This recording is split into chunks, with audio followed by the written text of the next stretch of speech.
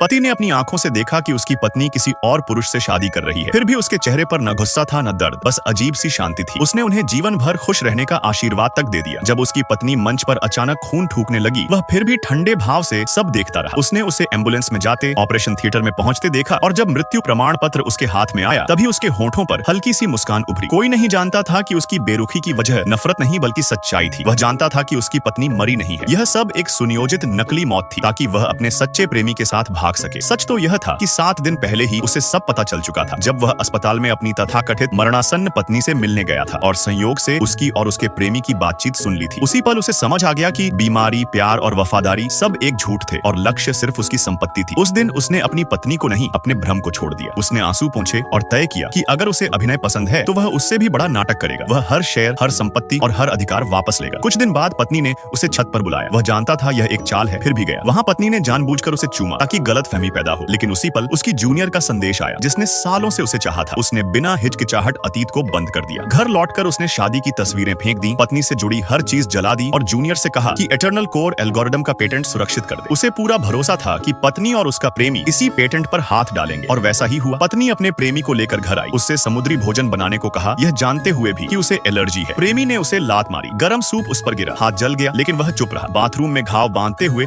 उसने प्यार का नाटक किया और संपत्ति का डर दिखाया। पत्नी घबरा गई और वादा कर बैठी कि अगली सुबह सब कुछ उसके नाम लौटा देगी, यह सोचकर कि नकली मौत के बाद वह सब वापस ले लेगी।